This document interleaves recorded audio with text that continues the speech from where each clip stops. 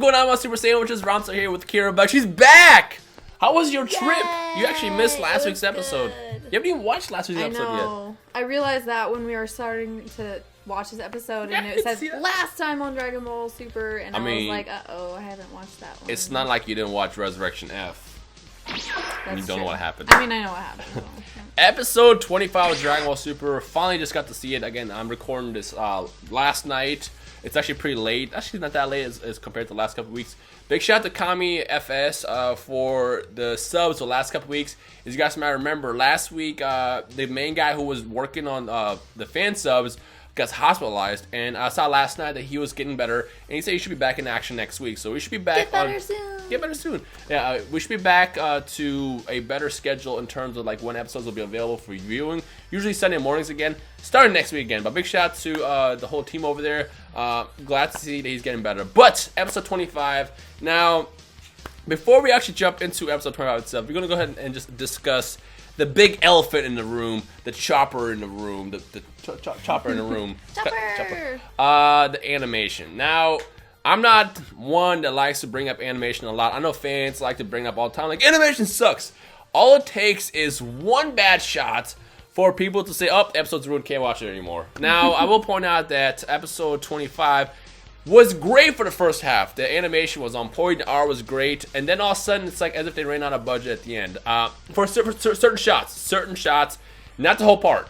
Not the whole entire second half, but just there's certain parts, like when Freeza was walking, even she was like... I was like... Well, I wasn't like that. I was just laughing, because it was funny. Yeah, it was pretty bad. But what I wanted to say before we actually review the episode is... and you're going to see me talk about this again tomorrow, because we have a really cool discussion going up tomorrow. When it comes down to the weekly episodes, the way this works is Toei rushes. This is not by no means me trying to defend this, but Toei rushes the episodes every single week, and then that's why the art tends to kind of like be wonky here and there. And like I said, first half was great, second half was kind of like, oh snap, they like ran out of time or whatever. What we're watching here is basically like a bootleg pirated version of the show, and once it's done, they put it into production to actually work on again, fix the issues, and then when it goes on DVD and Blu-ray, then it gets kind of distributed across the world. So what we actually are supposed to technically see here is a much cleaner version in terms of animation, art, and everything. If you watch Volume 1 of Dragon Ball Super, you'll probably notice that Episode 5 has been fixed. It looks great. It's not perfect, but it looks really, really good. And imagine if we were to watch Dragon Ball Super for the first time through a Blu-ray release or an official Funimation release through like Cartoon Network or even on just DVDs. We wouldn't even notice the certain bad shots that happen in the art. So, to those who complain about the animation every single week, just think about that. It's like going to a bootleg DVD movie sales guy and saying, hey, here's $5. Give me what just came out. Give me Star Wars Force Awakens, and then being upset that it's recorded through a camera. So before we judge and attack the animation, yeah, it's fun to watch what initially airs, but think about what actually airs here once it officially comes out, and how the animation actually looks on DVD and Blu-ray release. That's why if you look at Dragon Ball Z Kai, Dragon Ball Z Kai has been cleaned up so well that the animation looks really, really good across the whole series. It took a little bit longer, obviously, because Kai was kind of like... it came out much later than it, earlier, but that's the whole point. As far as the animation that we see, it's better once it's actually done. So I just kind of wanted to address that because I know people are going to talk about the animation, art, and that's all I'm going to say about this. As far as anything else, it's still a great show. So let's leave animation stuff, art stuff out of it. Episode 25. Now we can actually discuss it. What did you think about it? Let's have you jump in for the first time first. Gosh. I don't know. You're on the spot. I mean, I enjoyed it. I got really excited when Champa came into the scene. Freaking Champa shows up. I was not expecting that to happen. I didn't either. Actually, it's funny because usually since a lot of people watch the episodes as they air on Saturdays, and like to live tweet everything that happens. Big shout out to Geekdom 101 who always does that. I always skip past those tweets, I'm not gonna lie. Yeah, well I wasn't active yesterday on Twitter, so I had no clue what was going on. So that's when Champa showed up, I was like, oh snap, I'm surprised nobody spoiled that for me. When the Champa arc stuff starts, excuse me, let's try to stay away from live tweeting everything, not just the YouTubers, but if you are a viewer as well, just kind of let people enjoy the series. Talk about stuff after it airs subbed instead of watching it raw and stuff like that. That's all I will say about that. But Champa showing up was definitely surprised. Before we get into it, let's talk about Frieza's power-up and how different it was from Resurrection F. He has a lot more confidence. Can you guys hear that? Buster has a bone. He's trying to hide it, and he's like whining. Puppy, why now? Why now? Okay. Can we show him? Let's show off his dog. Okay. Come here. Oh, if you can see him past it. No, here we go. Buster. Come on. Big shout out to Buster. Hey, can you not go away? Can you? I'm not even editing this out. This is funny. No, this is hilarious. Resurrection F. Frieza transforms, and he's confident from the start. You know, that's not something that I noticed. What do you mean? I thought he was confident in the movie too. He was confident, but this time he was literally like, "Yo, I'm about to beat your ass," and there's nothing you can do about it. And then he actually does. I could destroy you in any moment, so I'm gonna say goodbye now. Yeah, and also what was important, and I don't know if this is going to happen next episode or what, but he beat his ass. And I'm not just talking about beat his ass, but he beat him down into the ground. And I wonder if they're gonna take out the ring part, because he's already on the ground, and I don't know if that's gonna like continue on next week, because as you guys know, actually excuse me, next week there's no episode. Next week there's no episode. They're taking a break, so we'll have to wait 2 weeks to see what actually happens. But there's a good possibility, since there's like 2 episodes left in this arc, that they'll probably completely take out the laser ring, and instead of just having Sorbet take Goku out, it might be just Frieza does that, which would be kind of badass. I'm hoping that happens, because everybody did not like that whole ring laser part, because it's Goku. He doesn't get taken out by a common laser. Like, what the hell is that? Yeah. Granted, the whole movie was about Goku and Vegeta's weakness. It's still weird to see get him taken out by a freaking laser beam. So I'm hoping that they do take that out, and just result in Goku getting beat down by Frieza, which is why he ends up on the ground. So hoping that happens. But yeah, I mean, for the most part, everything's been the same as it was in the movie. Even down to what's his face, Jocko wanted to get a picture with Beerus, and Beerus showed up, and of course Beerus again, he's just there to eat his ice cream. He doesn't care about the fight. He doesn't care about protecting the Earth or anything.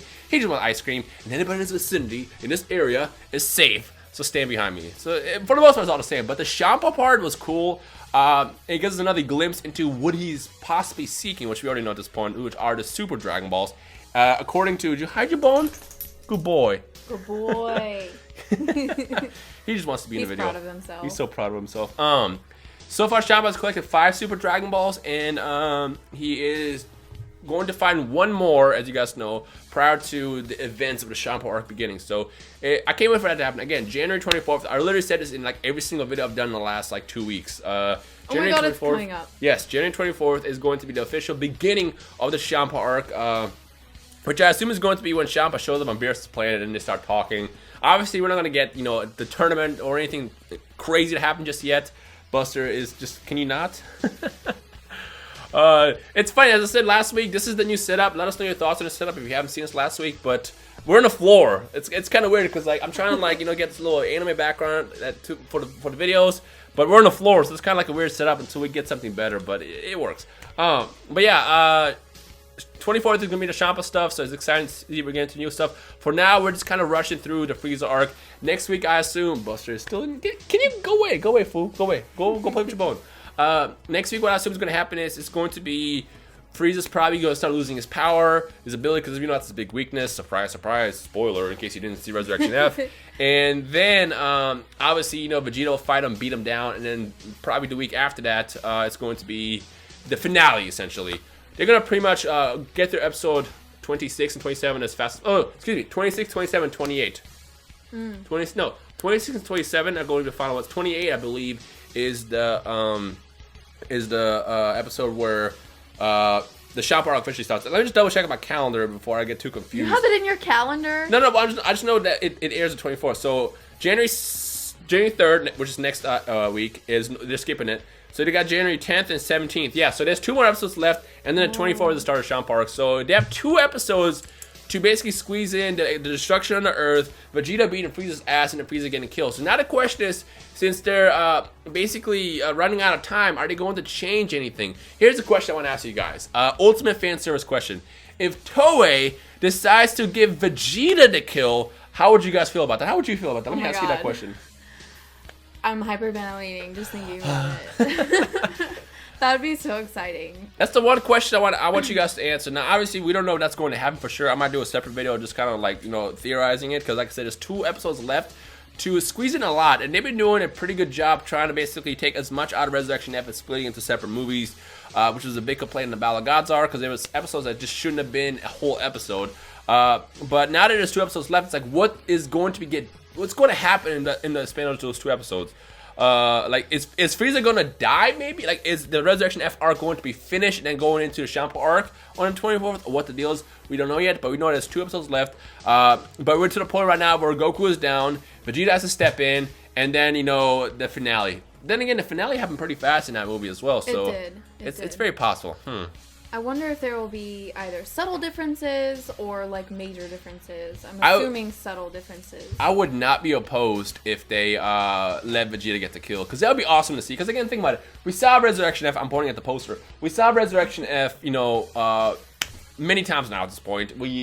The ending was great. A lot of people wished it was different. Now's the opportunity, since Toei is doing Resurrection F again differently, for them to kind of switch it up. And if that happens, how would you guys feel about it? That's the one question I want you guys to answer, because obviously that would introduce a lot of plot holes, a lot of issues, inconsistencies, which is the video that I'm doing tomorrow. But how would you guys feel about that? Let us know your thoughts in the comment section below. Now, before I finish, the only thing I'm going to say is, as far as like inconsistency and plot holes and stuff like that, the way I see it is, Toriyama wrote Battle of Gods. He wrote the screenplay for Resurrection F, and then that's basically his story. And now he's doing a Champa arc, which is going to be given to us in a new format, in anime format, starting in January. As far as what Toei did with the Battle of Gods saga, Battle of Gods saga and the Resurrection F saga, I feel like what's happening is they're doing their own version of it, just as different. But as far as what's canon officially, I hate that word in the Dragon Ball world universe. What's canon technically should be the Battle of Gods movie as well as Resurrection F, and then now the Champa stuff that Toriyama's working on as we speak. But that's everything. Is there anything else you want to add? No. No. Yeah, I mean, I don't know. That's pretty much it. I guess let us know your thoughts. Again, if they were to change the story up and have Vegeta get the kill, how would you feel about that? Whether you're a Goku fan or a Vegeta fan or whatever, I think it'd be cool. But I'll save that for another video. For now, let's just see what you guys think, and I guess we'll take it from there. So, anything else? No? All right. Buster just found his bone after he hit it, and this is what he does. He'll chew on it. He'll cry because he can't hide it, and then he hides it, and then he comes back 3 seconds later chewing on it again. Like, make up your mind, dog. Anyway, so let us know your thoughts on everything. Of course, let me know what you guys think about this new setup, because it's still something I want to keep doing every single week for these reviews. And other than that, I guess leave a like down below if you enjoyed today's review. Comment on the good stuff, thumbs up, all the good stuff, and we'll see you guys in the comment section below. Bye!